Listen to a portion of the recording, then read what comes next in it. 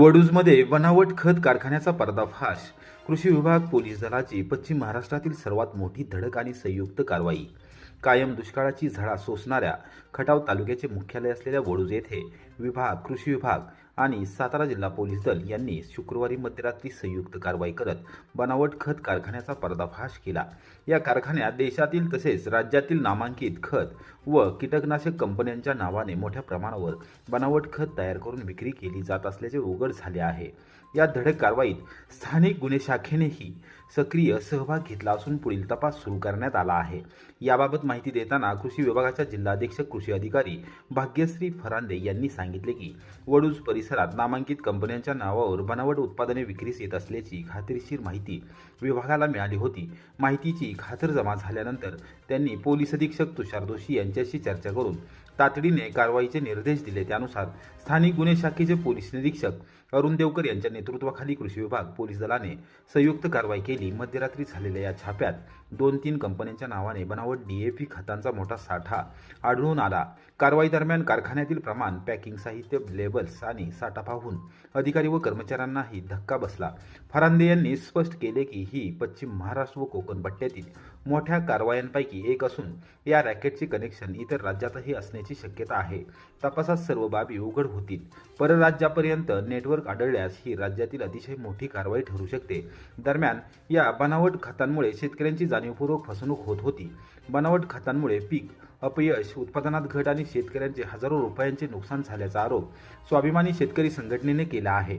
यापूर्वीही याच भेसळखोरांचा सहभाग असल्याचा दावा करत कृषी विभागाच्या कथित कानाडोळ्यामुळे हा धंदा फोफवल्याचे संघटनेचे म्हणणे आहे. भेसळखोरांच्या मुसक्या आवळाव्यात, अन्यथा आक्रमक आंदोलन छेडले जाईल, असा इशारा स्वाभिमानी शेतकरी संघटनेचे राज्य प्रवक्ते अनिल पवार यांनी दिला आहे. नमस्कार, मी जिल्हाधीश कृषी अधिकारी भाग्यश्री फरांदे. माझ्यासोबत माझी टीम आहे. एडीओ साहेब आहेत आणि माझे DQC आहेत.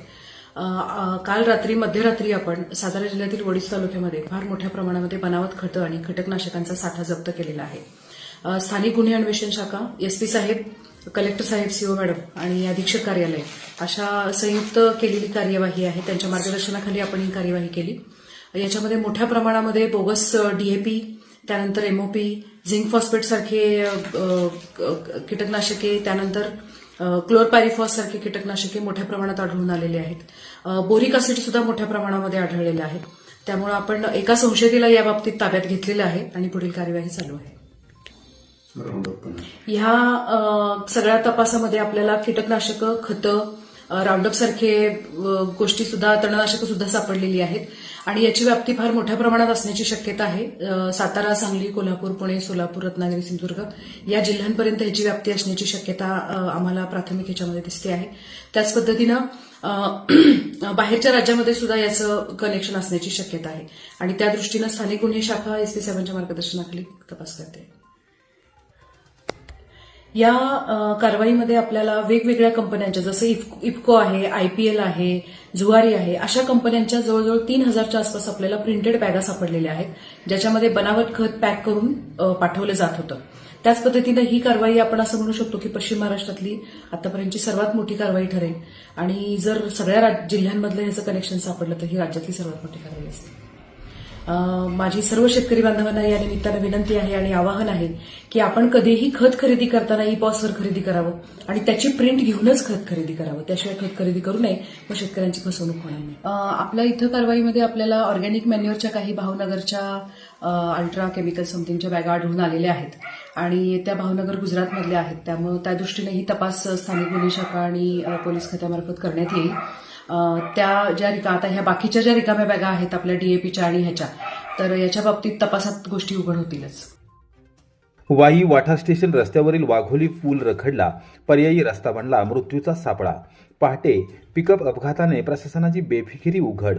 कोरेगाव तालुक्याच्या उत्तर भागातील महत्त्वपूर्ण वाई वाठार स्टेशन रस्त्यावरील वाघोली येथील पूल पाडल्यानंतर पुलाच्या शेजारी तयार करण्यात आलेल्या पर्यायी मार्गावर शनिवारी पहाटे महिंद्रा पिकअप जीपचा भीषण अपघात झाला.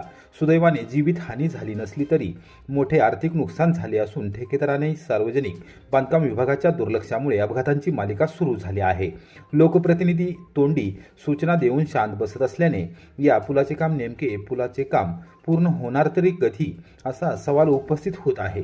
हा पर्यायी मार्ग अत्यंत निकृष्ट, अरुंद आणि धोकादायक असूनही जवळचा मार्ग म्हणून वाहन चालकांना याच रस्त्याचा वापर करण्यास भाग पाडले जात आहे. विशेष म्हणजे या मार्गावर कोणतेही दिशादर्शक फलक नाहीत. तसेच तीव्र उताराचा रस्ता असल्याने वाहन चालकांसाठी हा प्रवास जीवघेणा ठरत आहे. गेल्या तब्बल 9 महिन्यांपासून पुलाचे काम सुरू असूनही सुरक्षितेच्या दृष्टीने कोणतीही ठोस उपाययोजना करण्यात आलेली नाही. रस्त्याच्या कडेला संरक्षण कठडे नाहीत, सूचना फलक नाहीत आणि रात्रीच्या वेळी तर हा मार्ग पूर्णतः अंधारात जातो. परिणामी अपघातांची मालिका सुरू झाली असून सर्वसामान्य वाहनधारकांमध्ये भीतीचे वातावरण निर्माण झाले आहे. या पार्श्वभूमीवर शिवसेना उद्धव बाळासाहेब ठाकरे पक्षाने सर्व समविचारी पक्षांना सोबत घेत या पुलाच्या रखडलेल्या कामाविरोधात आंदोलनाची भूमिका घेतली होती. आंदोलनाच्या दरम्यान फलटण कोरेगावचे आमदार सचिन पाटील यांनी पुलाच्या कामाच्या ठिकाणी भेट देत सार्वजनिक बांधकाम विभागाला तातडीने काम पूर्ण करण्याच्या सूचना दिल्या होत्या. मात्र प्रत्यक्षात कामाची गती अत्यंत संथ असून नागरिकांच्या सुरक्षितेकडे साफ दुर्लक्ष होत असल्याचे चित्र आहे. कोरेगाव, फलटण आणि वाई तालुक्यांना जोडणारा हा रस्ता अत्यंत महत्त्वाचा आहे. पुलाचे काम रखडल्याने आणि पर्यायी मार्ग असुरक्षित असल्याने वाहनधारक हैराण झाले आहेत. अपघातांची मालिका सुरू झाल्यामुळे अनेक वाहनचालक व या मार्गावरून प्रवास टाळत असून त्याचा स्थानिक बाजारपेठेवरही मोठा परिणाम जाणवत आहे. व्यापारी आणि शेतकरी आणि प्रवासी सर्वच वर्ग त्रस्त झाले असून प्रशासनाने तात्काळ पावले उचलण्याची जोरदार मागणी होत आहे. एकूणच पूल कधी होणार या प्रश्नासोबतच आणखी किती अपघात झाल्यावर प्रशासन जागे होणार असा संतप्त सवाल आता नागरिकांकडून उपस्थित केला जात आहे. कोरेगावात आजी माजी सैनिकांच्या प्रश्नांवर ठोस कारवाईचा इशारा, गैरहजर अधिकाऱ्यांना कारणे दाखवा नोटीस देणार. कोरेगाव येथील मध्यवर्ती प्रशासकीय इमारतीमध्ये आजी माजी सैनिक व त्यांच्या कुटुंबियांची मासिक बैठक झाली. सैनिकांच्या प्रलंबित समस्या मार्गी लावण्यासाठी प्रांताधिकारी प्रमोद कुदळे, तहसीलदार डॉक्टर संगमेश कोडे यांच्या सूचनेनुसार ही बैठक नायब तहसीलदार संदीप चव्हाण व सुनीता धिमते यांच्या अध्यक्षतेखाली प्रांताधिकारी कार्यालयात झाली. या बैठकीत महसूल, पोलीस, ग्रामविकास, भूमी अभिलेख, नगरविकास, कृषी आदी विभागांशी संबंधित 25 ते 30 तक्रारी अर्ज दाखल झाले. अर्जाचा सखोल आढावा घेत तात्काळ निपटारा करण्यात आला. उर्वरित तक्रारींबाबत संबंधित विभागांकडे अर्ज पाठवून त्वरित कारवाई केली जाईल असा ठाम शब्द नायब तहसीलदार संदीप चव्हाण आणि सुनीता धिमते यांनी दिला. मात्र परिपत्रक काढूनही तालुक्यातील काही विभागांचे अधिकारी व प्रतिनिधी बैठकीस गैरहजर राहिल्याने आजीमाजी सैनिक व कुटुंबियांनी तीव्र नाराजी व्यक्त केली. या नाराजीची गंभीर दखल घेत नायब तहसीलदार संदीप चव्हाण यांनी स्पष्ट इशारा देत सांगितले की जे प्रतिनिधी उपस्थित राहिले नाहीत त्यांना तहसीलदार कार्यालयाकडून कारणे दाखवा नोटीस बजावली जाईल. हा इशारा प्रशासनाच्या निष्क्रियतेविरोधात कठोर पवित्रा दर्शवणारा ठरला. बैठकीस कार्यालयातील महसूल सहाय्यक संदीप वाघमळे व श्रीमंत उर्फ बापूसाहेब शेळके उपस्थित होते. सैनिक फेडरेशनचे राज्य उपाध्यक्ष व जिल्हा संरक्षण समिती सदस्य प्रशांत कदम यांनी सैनिक व कुटुंबियांना विविध शासकीय कल्याणकारी योजना व परिपत्रकांबाबत मार्गदर्शन केले. जिल्हा संरक्षण समितीचे सदस्य आणि तालुकाध्यक्ष निवृत्ती अशोक नरवडे यांनी प्रास्ताविक व सूत्रसंचालन केले. आभार शिरंबे येथील माजी सरपंच निवृत्त कॅप्टन महादेव भोसले यांनी आभार मानले. यावेळी विद्या परगे, सीमा पवार, विजय जमदाडे, संतोष भोसले, अंकुश जाधव, यशवंत भोसले, बाळासाहेब बर्गे, संजय घाडगे, संजय चोरट यांच्यासह विविध सैनिक संघटनांचे पदाधिकारी, आजी माजी सैनिक, त्यांचे कुटुंबीय व शहीद जवानांचे कुटुंबीय यावेळी उपस्थित होते. सैनिकांच्या प्रश्नांकडे दुर्लक्ष खपवून घेतले जाणार नाही असा ठाम संदेश या बैठकीतून देण्यात आला असून प्रशासनाकडून पुढील कारवाईकडे आता सर्वांचे लक्ष लागले आहे. कराड उत्तरमध्ये राष्ट्रवादी काँग्रेस शरदचंद्र पवार पक्षाच्या कार्यकर्त्यांचा भव्य मेळावा 12 जानेवारीला मसूर येथे आयोजन. कराड उत्तर विधानसभा मतदारसंघातील राष्ट्रवादी काँग्रेस शरदचंद्र पवार पक्षाच्या कार्यकर्त्यांचा भव्य मेळावा जिल्हा परिषद व पंचायत समिती निवडणुकांच्या पार्श्वभूमीवर आयोजित करण्यात आला आहे. हा मेळावा सोमवार दिनांक 12 जानेवारी 2026 रोजी दुपारी 2 वाजता मसूर येथील अश्वमेघ मंगल कार्यालयात होणार आहे. या मेळाव्याचे अध्यक्षस्थान माजी मंत्री व राष्ट्रवादी काँग्रेस शरदचंद्र पवार पक्षाचे जिल्हाध्यक्ष बाळासाहेब पाटील भूषवणार आहेत. आगामी स्थानिक स्वराज्य संस्थांच्या निवडणुकांच्या दृष्टीने कार्यकर्त्यांमध्ये संघटनात्मक बांधणी मजबूत करणे, निवडणूक रणनीती ठरवणे तसेच पक्षाची दिशा व भूमिका स्पष्ट करणे हा मेळाव्याचा मुख्य उद्देश आहे.